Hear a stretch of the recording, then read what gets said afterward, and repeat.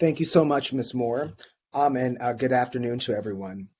Long before COVID-19, the stolen lands known today as the United States of America were inflicted by a more nefarious outbreak that still infects the nation to this day, a primordial pandemic of white supremacy, driven by the pathology of whiteness that is manifested as colonization, the genocide of people indigenous to these lands, and chattel slavery of people indigenous to the African continent. As Raoul Peck reminds us in his excellent documentary, Exterminate All the Brutes, at the end of the day, it wasn't the dehumanization, the psychological warfare that came with colonization, nor the actual conditions on slave ships that delivered stolen people to concentration camps and southern plantations that should trouble us the most, as much as the willingness to resolve to carry out these acts in the first place should. This attitude of manifest destiny remains today in this nation, and now it's manifesting itself as a quintessential specter, climate change, that threatens the very ability of this planet to sustain life. And we know that the same people primarily impacted by this nation's legacy of unchecked and quiescently mitigated white supremacy are the same people disproportionately impacted by a climate crisis they had little hand in engendering, a crisis exacerbated by the extraction and emission of fossil fuels that render indigenous, Black, brown, poor Asian, and poor white communities into energy sacrifice zones, a process known today as environmental racism. As I will soon demonstrate, white supremacy and climate change operate in a sinister symbiosis.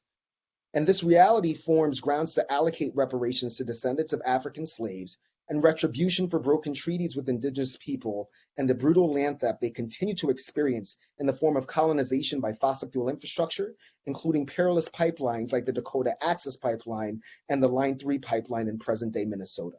When it comes to white supremacy, colonization, and anti-Black racism in this country, Mark Twain's famous quote, "History does not repeat itself, but it often rhymes," is vindicated on a quotidian basis. My name is Anthony Karifa Rogers Wright. I currently serve as the Director of Environmental Justice with New York Lawyers for Public Interest, a 40-plus year organization dedicated to the protection of civil and freedom rights in an effort to achieve lived equity for marginalized and historically oppressed communities. My organization combines organizing, policy analysis and development, and our brand of community lawyering to foster transformational and lasting change. I am also the proud son of two immigrants from the West African nation of Sierra Leone, an African nation resettled by former slaves, removed, and then restored, which to me is not only the apotheosis of Du Bois's theory of double consciousness, but also the essence of reparations itself, to restore and repair, in part by distributing fair compensation for what is owed. From the outset, I believe it's imperative to arrive at a consensus of what we're talking about when we use a term as charged as reparations. According to the National Coalition of Blacks for Reparations in America, or NCOBRA, reparations is a process of repairing, healing, and restoring a people injured because of their group identity and in violation of their fundamental human rights by governments, corporations, institutions, and families. Those groups that have been injured have the right to obtain from the government, corporation, institution, or family responsible for these injuries that they need to repair and heal themselves. Now, despite the fact that NCOBRA has been in existence since 1987, and despite the fact that former Congressman John Conyers of Michigan introduced H.R. 40, a bill that simply calls for a commission to study reparations every year since 1989 until his death in 2019, too often the polity of this nation has perambulated the issue of reparations with ambiguous innuendos and references. Even white progressives are circumspect when it comes to uttering the phrase reparations. It's literally like the Voldemort of political discourse for far too many white lawmakers and white people as a whole. A toxic form of intransigence that asserts the horrors of slavery as something of the distant past. For instance, earlier this year, when H.R. 40 passed on the national level, led by Representative Sheila Jackson Lee and the U.S. House of Representatives Judiciary Committee, the ranking GOP member Jim Jordan, a white man, quipped, quote, "Spend $20 million for a commission that's already decided to take money from people who are never involved in the evil of slavery and give it to people who are never subject to the evil of slavery." That's what Democrats on this Judiciary Committee are trying to do. It's this variety of willful intransigence that I imagine informed the great scholar Bell Hooks, who once stated, quote, "Close to white folks, I am forced to witness firsthand their willful ignorance about the impact of race and racism, the harsh absolutism of their denial, their refusal to acknowledge accountability for racist conditions past and present." Powerful words from a powerful woman who has long understood and articulated the root cause of so many of our social calamities and physical cataclysms that plague this country. And even lawmakers like Senator Bernie Sanders, a national progressive leader and the first Jewish man to win a presidential primary in this nation's history, has demonstrated his own willingness to embrace the idea of reparations, or the understanding that first and foremost, it's about an unpaid debt, electing to refer to programs like Congressman James Clyburn's 10-20-30 proposal as an equal and more acceptable alternative to reparations. As such, I believe it's necessary to make this lucid distinction. Reparations are the debt that must be paid for forced labor associated with chattel slavery, including forced fecundity of African women. Targeted investments in Black and Indigenous communities, on the other hand, are the price that comes with unchecked and unmitigated white supremacy that continues to cost these communities so much. So my question to this body and all legislative bodies is this: what is the point of reparations without the extrication of white supremacy? This nation has demonstrated that Black liberation and edification is too often anathema to white people's sanity. So much so that even when freed slaves proved that they could be self-sufficient, could prosper independently, could thrive, white supremacy could not handle it. This is how we got the antipathy that metamorphosized Reconstruction to redemption in Jim Crow.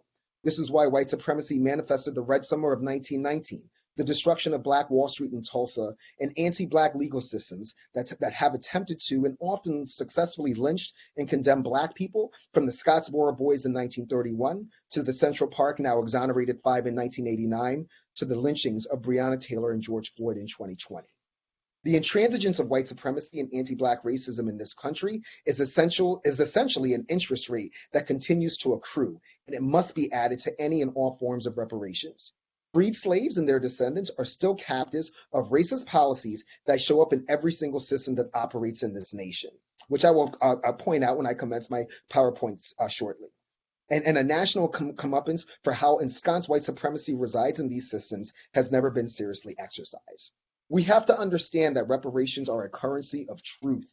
They cannot be embraced without verisimilitude, without accepting a pointed observation by James Baldwin, who once wrote, quote, "The truth is that this country does not know what to do with its Black population now that the Blacks are no longer a source of wealth, are no longer to be bought and sold and bred like cattle, and they especially do not know what to do with young Black men who pose as devastating a threat to the economy as they do to the morals of young white cheerleaders." And reparations will never be accepted without accepting the voracious conclusion of the National Association of County and City Health Professionals, who in 2020 stated, "The legacy of violence against Black Americans extends into the history of this country and has cost countless lives. This violence is a public health issue deeply rooted in our nation's legacy of systemic racial, economic, and social oppression and injustice." Therefore, we really cannot begin the discussion about reparations, nor the cogent conversations necessary to avert the worst case scenarios of the climate crisis and environmental racism, without getting to the bottom of and eviscerating the myriad lies that form the foundation of this country. According to the great Professor Eddie Glaude Jr., quote, "The lie is more properly several sets of lies with a single purpose." He then continues, "If what I have called the value gap is the idea that in America, white lives have always mattered more than the lives of others, then the lie is a broad and powerful architecture, false assumptions that support the everyday order of American life." Glaude then concludes, "Taken as a whole, then, the lie is the mechanism that allows and has always allowed America to avoid facing the truth about its unjust treatment of Black people and how it deforms the soul of the country." The events of January 6, where the world witnessed the pubescent volatility of toxic white male masculinity in the form of white supremacist terrorism, seem to render Eddie Glaude Jr.'s words incontrovertible. Because the big lie that led to January 6 is derived from one of the biggest lies ever told, the one that speaks of a nation of stolen lands built largely by the free labor of stolen African people, founded on ideals of mutual freedom, mutual justice, and mutual liberty, when in fact it was actually forged in a cauldron of white supremacy, colonization, and genocide. The truth that's requisite for reparations and Afro-Indigenous liberation cannot be realized while the lies of white supremacy continue to run roughshod. Because it's never been clear to me that the so-called light on the top of the hill illuminates a nation of stolen lands built by stolen people. And now that light is flickering and on the brink of being extinguished by the strong winds of a climate crisis that's catalyzed by the typhoons of white supremacy. So we have to make a decision right now as we address the climate crisis and environmental racism as a whole. Either we accept the idea that white people are genetically predisposed to success associated with social and economic elasticity, that is, we accept the theory of white supremacy as an inexorable societal law, or we admit and act on the reality that Anglo conformity and the global white hegemony has been engineered. It's synthetic and filled with additives and preservatives in the form of policy development and implementation specifically designed to benefit white folk at the expense and cost to indigenous, Black, brown, and poor Asian folk, and exercise the necessary remedies, including reparations, to set the record straight and operate from a currency of truth. I was asked to speak briefly about housing in the context of reparations and the climate crisis. So let me say that it's interesting to discuss housing at a reparations hearing. Houses are, of course, property, and so was I at one point in this nation's history. And we know that housing is still a modern day manifestation of Jim Crow and anti-Blackness that contributes to the racial wealth gap as much as anything, while also subjecting Black, brown, indigenous, poor white, and poor Asian folk to disproportionate exposure of toxins, pollutants, and other impacts of the climate crisis. We must also consider the issue of indigenous people, as there is an axiomatic connection to their land and our housing, as well as the fact that Black and indigenous liberation are inexorably tied together. California's Proposition 13 is a stark example of a program put in place to engineer a white hegemony. It was designed to maintain and increase white wealth, even though it cost the state upwards of $11.5 billion a year, not to mention social costs, including the rising number of houseless people and the prevention of working class people to afford homes that don't force them to live in areas of the state that probably should not be developed, as wildfires and mudslides in California continue to demonstrate. If the state of California is really looking for a funding source to address climate solutions and racial injustice, repealing Prop 13 should be an axiomatic and foregone conclusion. Thank you for the opportunity for these words. I would just like to offer a brief presentation, and we'll share my screen now and then hand it over to the next presenter. Their screen.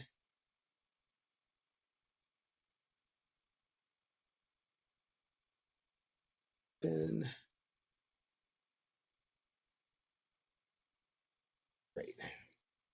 So being that I only have about 2 minutes left, I'm going to skip ahead and quote my good friend and teacher, Dr. Robert Bullard, who reminds us that low-wealth communities of color are hit first and worst by the impacts of climate change. He goes on to say that environmental and public health threats from natural and human-made disasters are not randomly distributed. Healthy places and healthy people are highly correlated. It should be no surprise that the poorest of the poor within the U.S. have the worst health and live in the most degraded and at-risk environments. Climate change are not disasters are not just natural phenomena. Disasters are commonly thought of as naturally occurring, earthquakes and hurricanes. However, because they are not thought to be directly caused by humans, but because disasters can be considered social constructs, because they emerge from social and economic situations of everyday life. This is very important when we're talking about this idea of environmental racism in the context of climate change and reparations. We also have this idea of ghettoization, which increases climate vulnerability. There's a myth today that ghettos in the metropolitan area around the country are what even our own Supreme Court calls de facto. Just the accident of the fact that people have not enough income to move into so-called middle-class neighborhoods, or because real estate agents, despite everything that we know about redlining, steered Black and white families to different neighborhoods, or because there was white flight. The truth actually is that the major reason we have ghettos and now gentrification to boot is because federal, state, and local governments purposely created racial boundaries in cities, exacerbated by policies like Prop 13. It was not the unintended effect of benign policies. It was explicit and purposeful, just like environmental racism. So when we talk about the climate change, we have a climate gap, and disproportionate and unequal impacts have on people of color and the poor. And climate change is an issue of great importance for human rights because public health, social fairness, and its profound consequences overall in the very real danger that poor neighborhoods and people of color will suffer the worst harms. And we're seeing that right now. I have a quick 42 seconds, so I definitely want to show this intersection, giving love and props to the great Dr. Kimberly Crenshaw, a fellow Californian, that climate change is a system of oppression formed by the intersection of white supremacy, colonization, and patriarchy. You cannot have one without the other and cannot understand climate change without that. We also have to understand that at the roots of environmental racism, and I'm going to skip ahead, is that Racism is found in so many of our sectors: legal, political, environmental, military, and economic. The only way that we can address the climate crisis efficaciously is with an intersectional lens in order to go after interlinked crises. I'm going to stop there. Thank you so much for this opportunity, and I'll look forward to your questions.